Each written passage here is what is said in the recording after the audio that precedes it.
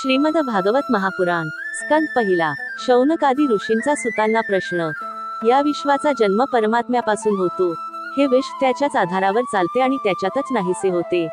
सर्व पदार्थांतील त्याच्या अस्तित्वावरून तो विश्वाचे उपादान कारण आहे हे सिद्ध होते, तर या सर्वांहून तो वेगळा असल्यामुळे तोच निमित्त कारण आहे याचा निश्चय होतो। तो सर्व काही जाणणारा व स्वयंप्रकाश आहे। त्यानेच ज्ञानी ऋषींनाही अनाकलनीय वेद सृष्टीनिर्मात्या विधात्याला केवळ संकल्पाने दिले। त्याने सत्वगुणरूप तेज, रजोगुणमय जल आणि तमोगुणात्मक पृथ्वी स्वतःपासूनच निर्माण केली असे तैत्तिरीय श्रुती सांगते। तोच त्यांचे उपादान कारण असल्याने ती भूते सत्य वाटतात, तरीही तो अद्वैतदृष्ट्या मायाजनित भ्रम होय।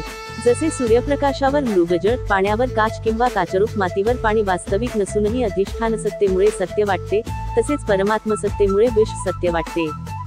या ठिकाणी त्रिसर्ग म्हणजे सत्व, रज, तम हे तीन गुण किंवा पंचभूते, इंद्रिये व त्यांच्या अधिष्ठात्री देवता यांची निर्मितीही घेता येईल। असे असूनही स्वतःच्या तेजाने जो अन्य भक्तांच्या मनांतील मायेचा अंधार पूर्णपणे नाहीसा करतो, त्या एकमेवाद्वितीय परम सत्य परमात्म्याचे मायानिरासाठी आम्ही ध्यान करतो। महामुनिव्यास निर्मित या श्रीमद्भागवत महापुराणात मोक्षापर्यंत कोणतीही कामना नसलेल्या परमधर्माचे निरूपण केले आहे। यात शुद्ध अंतःकरण असणाऱ्या सत्पुरुषांनी जाणण्यायोग्य मूळ परमात्म्याचे निरूपण केले आहे। ते आधिभौतिक, आधिदैविक आणि आध्यात्मिक अशा तिन्ही तापांना मुळापासून नाहीसे करणारे असून परम कल्याण करणारे आहे। ज्यावेळी पुण्यवान पुरुष या शास्त्राच्या श्रवणाची इच्छा करतात, त्यावेळी भगवंत विनाविलंब त्यांच्या हृदयात स्थिर होतात, तर मग याखेरीज दुसरे साधन किंवा शास्त्र यांची काय गरज आहे। भक्तिरस जाणणारे भक्तजन हो, हे श्रीमद्भागवत वेदरूपी कल्पवृक्षाचे पिकलेले फळ आहे। श्री शुकदेवरूप पोपटाच्या मुखाचा संबंध आल्याने अमृतरसाने परिपूर्ण आहे। हा मूर्तिमान रस आहे।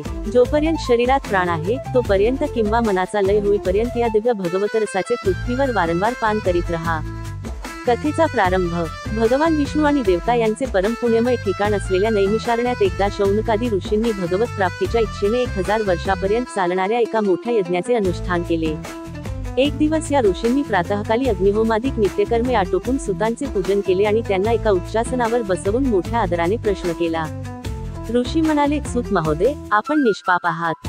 आपण सर्व इतिहास, पुराणे आणि धर्मशास्त्रांचे यथाशास्त्र अध्ययन केले आहे, तसेच त्यांचे चांगल्या तऱ्हेने निरूपणही केले आहे। वेद जाणणाऱ्यामध्ये सर्वश्रेष्ठ असे भगवान बादरायण, व्यास आणि भगवंतांच्या सगुण निर्गुण स्वरूपाला जाणणाऱ्या अन्य मुनिवरांनीही ज्या विषयांचे ज्ञान ग्रहण केले आहे, ते सर्व ज्ञान त्यांच्या कृपेने आपल्याला मिळाले आहे। कारण गुरुजन आपल्या प्रिय शिष्याला गुप्त ज्ञानही देतात। महोदय, आपण कृपा करून हे सांगा की त्यांतून कलियुगात जन्मलेल्या लोकांचे आयुष्य बहुतेक कमी झाले आहे। ते आळशी झाले आहेत, त्यांची समजूत यथातथाच आहे, ते अभागी आहेत, शिवाय इतर अनेक प्रकारच्या विघ्नांनी घेरलेले आहेत। अनेक कर्मांचे वर्णन असलेली जाणण्यासारखी विभागवार शास्त्रे पुष्कळ आहेत। म्हणून हे साधो, आपण आपल्या बुद्धीने त्यांचे सार काढून आम्हा श्रद्धाळू लोकांना ते सांगा, त्यामुळे आमचे अंतःकरण निश्चिंत होईल। सुत महोदय, आपले कल्याण असो। यदुवंशीयांचे रक्षक भगवान श्रीकृष्ण यांनी वसुदेव देवकीपासून कशासाठी जन्म घेतला ते आपण जाणताच। आम्ही ते ऐकू इच्छितो। आपण कृपा करून त्याचे वर्णन करा। कारण भगवंतांचा अवतार जीवांच्या पालनासाठी आणि समृद्धीसाठी होत असतो। हा जीव जन्म मृत्यूच्या घोर सापळ्यात अडकला आहे। या स्थितीतही जर त्याने कधी भगवंतांच्या नामाचा उच्चार केला तर तो त्याच क्षणी मुक्त होतो। कारण स्वतः भय भगवंतांना भीते।